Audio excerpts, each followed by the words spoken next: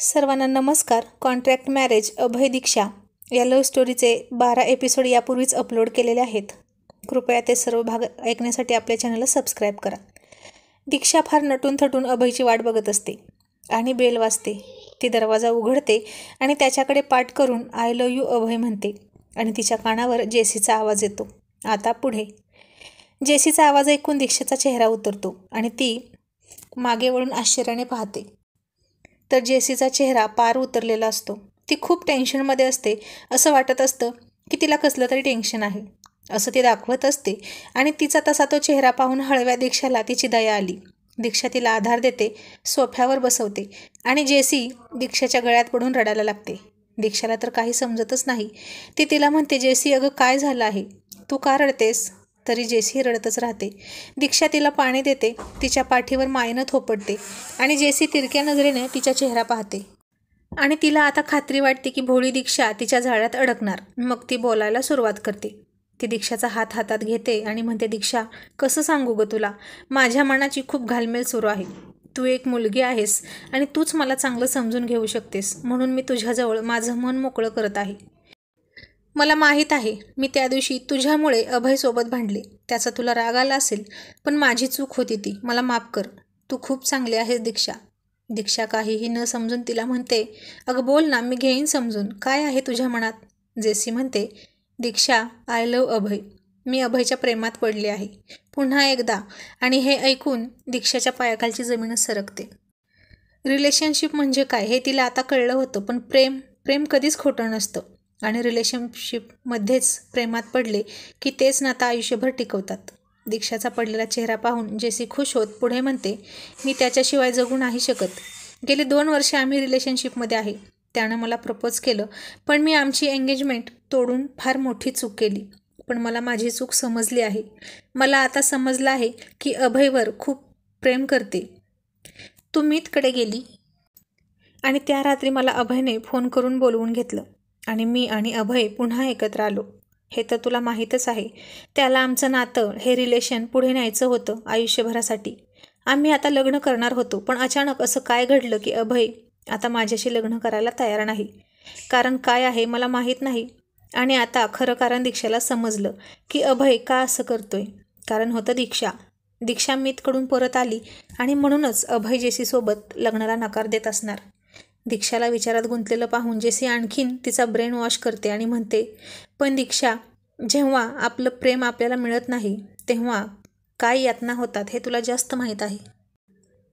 तू तर आधीपासूनच मीतसोबत प्रेम करत होतीस. तू तुझं प्रेम मिळवण्यासाठी इथपर्यंत आलीस. प्रेमासाठी माणूस काहीही करू शकतो, हे तुला पटतंय ना? त्यानं तुला धोका दिला, तुझं प्रेम नाकारलं आणि तुला काय यातना होत असतील त्या फक्त मीच समजू शकते. कारण त्याच यातना आता मलाही होत आहेत. आणि ती म्हणते, अभयसुद्धा माझ्यावर प्रेम करतो. आणि हे ऐकून दीक्षा तिच्याकडे चकित होऊन बघते आणि तिला विचारते, अभयसुद्धा तुझ्यावर प्रेम करतो? आणि जेसी तिला तो व्हिडिओ दाखवते ज्यात अभय म्हणालेला असतो, I love you Diksha.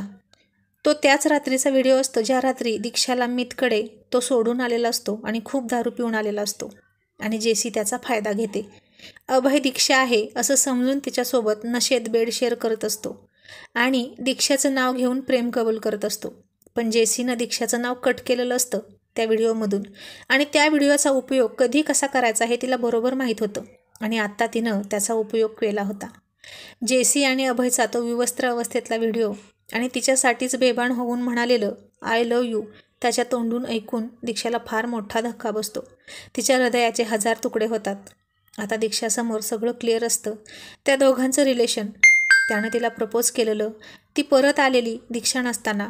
JC पुढे आणखीन रडण्याचे नाटक करत म्हणते, दीक्षा, अभय जर मला नाही मिळाला तर मी जगणार नाही. एकाच हृदयावर मी किती आघात झेलू ग. तू परत आल्यापासून तो मला भेटतही नाही, माझा फोनही उचलत नाही. तो तुझं खूप ऐकतो.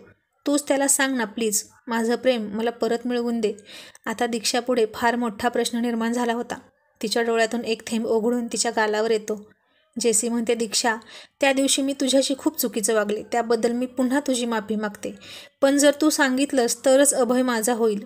आणि हे ऐकून तिच्या डोळ्यात पाणी साचतं. एका क्षणात सगळ्या स्वप्नांचा चकणाचूर झालेला असतो. किती खुश होती ती काही वेळापूर्वी. अभय तिचा नवरा आहे म्हणून. पण आता सगळं संपलं. जेसी म्हणते, पुरुषांचा स्वभाव हा लहरी असतो. त्यांना आज एक मुलगी आवडते तर उद्या दुसरी. आता तुला कळलं तर असेलच, चांगलंच. पण आपण मुली मात्र जीव लावून बसतो, जसा तू तुझ्या मितला लावला होता. पण तुला तर अभयनं सावरलं, पण मला कोण सावरणार? मी आता अभयला जीव लावत आहे. माझं तर या जगात दुसरं कोणीच नाही आणि अभयशिवाय कोणी मित्रही नाही. आणि तोच जर मला नाही मिळाला तर मी आत्महत्या करेन. आणि शेवटचा घाव घालायचा म्हणून म्हणते, दीक्षा तुला अभयची शपथ आहे. आता तूच मला आणि अभयला एक करू शकतेस. असं म्हणून जेसी तिचा डाव साधून निघून जाते. आणि अभयची घातलेली शपथ ऐकून दीक्षा कोलमडून जाते. कारण जेसीला माहीत होतं, काहीही झालं तरी दीक्षा अभयची शपथ मोडणार नाही. दीक्षा कोणीतरी ढकलून पाठवावं तसं जड पायानं आणि जड अंतकरणानं रूममध्ये जाऊन खूप रडते. बराच वेळ रडून झाल्यावर ती विचार करते, अभयचं जेसीवर प्रेम आहे. तो तिला आय लव्ह यू म्हणाला. हे तिनं तिच्या कानानं ऐकलं आहे. आता अभयला विसरून जाणंच बरं आहे. उगीच माझ्यामुळे त्या दोघांमध्ये पुन्हा दुरावा नको. जेव्हा आपलं प्रेम आपल्याला मिळत नाही, फसवणूक होते, तेव्हा काय यातना होतात हे आता मी बघत आहे. आणि त्या यातना माझ्यामुळे कोणाला मिळाल्या तर मला सहन नाही होणार. अभय माझ्यामुळे जेशीला टाळत आहे हे खरं आहे. आणि माझ्यामुळे जर त्या दोघांमध्ये दुरावा आला आणि जेसीनं जीवाचं काही बरं वाईट केलं तर? आणि सगळ्यात महत्त्वाचं म्हणजे मी अभयची शपथ नाही मोडू शकत. आणि ती साडी काढून साधा ड्रेस घालून बसते. मंगळसूत्र काढते, होतं तिथं ठेवते त्याच्या कपाटात. सिंदूर पुसून टाकते. हे सगळं करताना तिला फार दुःख होत होतं. आणि ती विषण्ण तशीच अवस्थेत बसून राहते. इकडे मात्र अभय ऑफिसमध्ये मोबाईलमध्ये दीक्षाचा आणि त्याचा फोटो पाहत असतो. आणि त्या फोटोला आय लव्ह यू दीक्षा असं म्हणून किस करत असतो.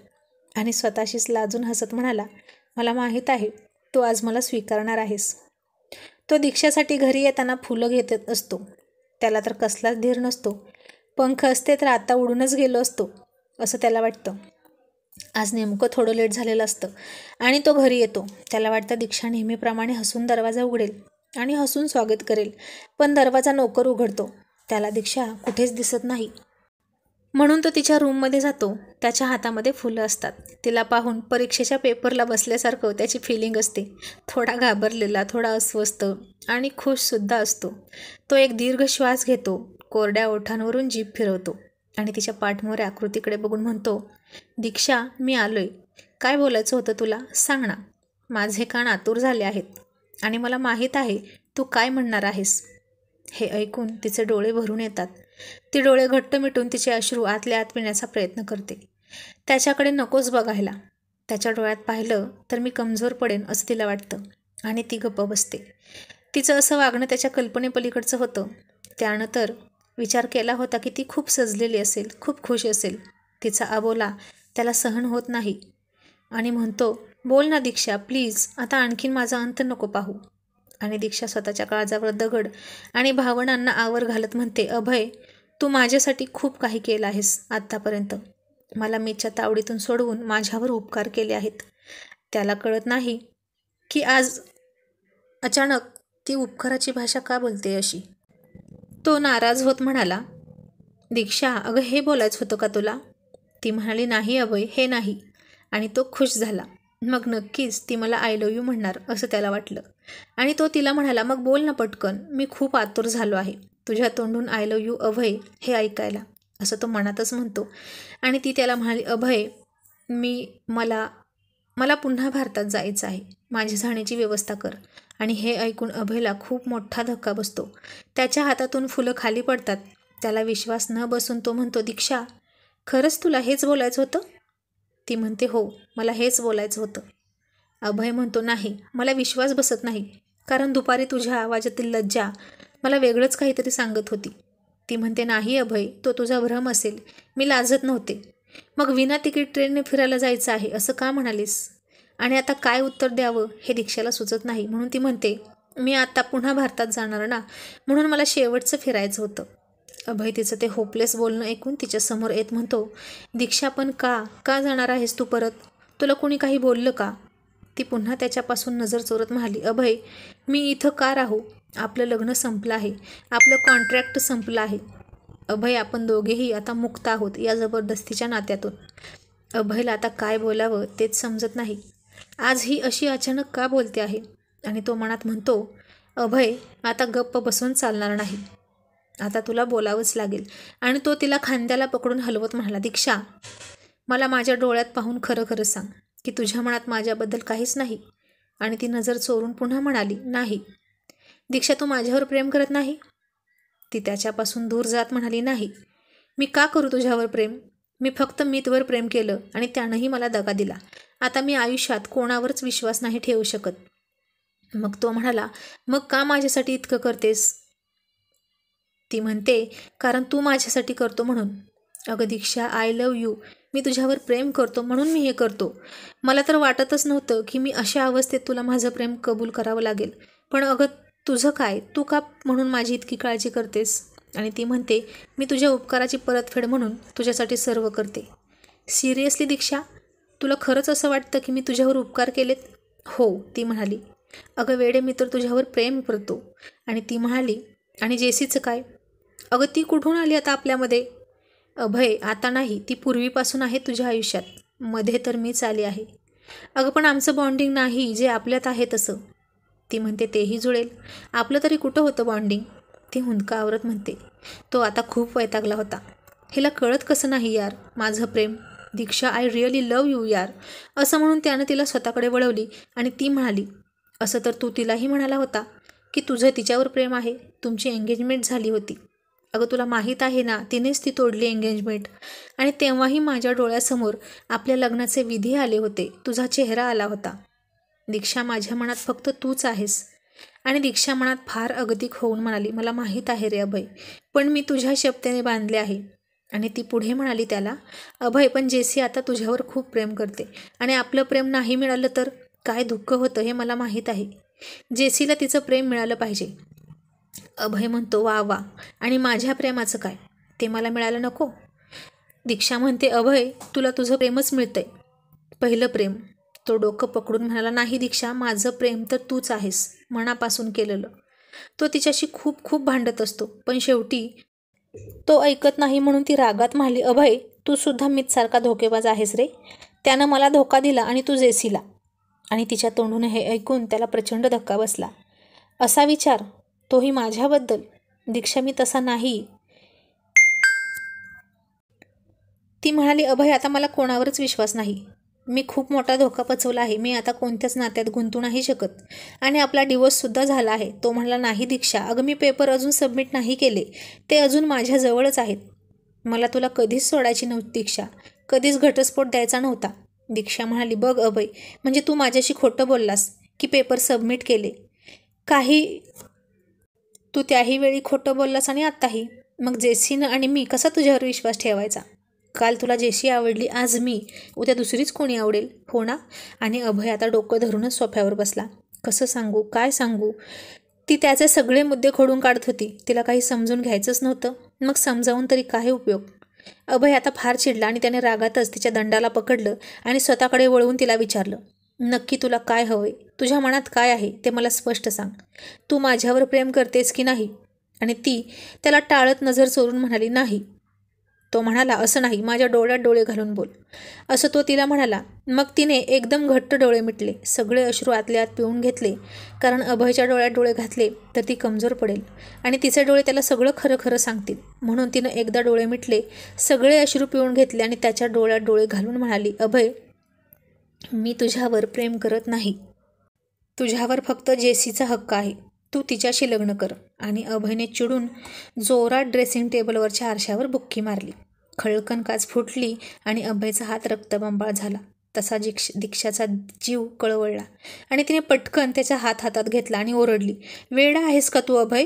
असं कोणी करतं का? किती लागलंय बघ ना. अरे बापरे, किती रक्त येतंय. ती कपाटाकडे गेली, कपाटातून फर्स्ट एड बॉक्स आणून त्याच्या हाताला पट्टी करू लागली.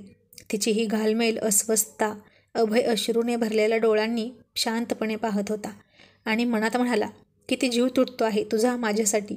तूही माझ्यावर तितकंच प्रेम करतेस जितकं मी तुझ्यावर करतो, मला माहीत आहे. पण तू आता का अशी वागतेस तेच कळत नाही. आणि ती पट्टी करत असतानाच त्याने तिच्या हातातून हात खेचून घेतला आणि तिला म्हणाला, Diksha, you love me or not? Tell me. Abhay हात दे. मी मघाशीच तुला सांगितलं आहे. आणखी एकदा सांग. अभय, जेसी तुझ्यावर प्रेम करते. दीक्षा, तुला खरंच वाटतं मी जेसीशी लग्न करावं? हो. तुला खरंच असं वाटतं की ती माझ्यासाठी योग्य पत्नी ठरेल? दीक्षा म्हणते हो. आणि ती पुन्हा त्याचा हात हातात घेऊन पट्टी करू लागते. आणि अभय म्हणतो ठीक आहे, मग आता माझंही ऐक. माझी काळजी करण्याची तुला काहीच गरज नाही. अभय, रक्त खूप वाहत आहे, वेडेपणा करू नकोस, ती त्याला ओरडून म्हणाली. तोही म्हणाला, मी कोण लागतो तुझा? कशाला माझी काळजी करतेस? मी मेलो तरी तुला काय फरक पडतो?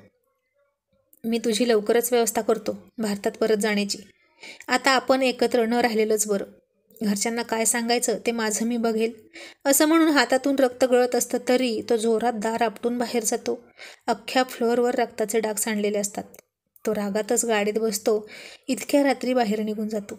आणि दीक्षा उशीत तोंड खुपसून खूप खूप रडते आणि म्हणते, अभय, मला माफ कर, पण जेसीस तुझ्यासाठी योग्य पार्टनर आहे.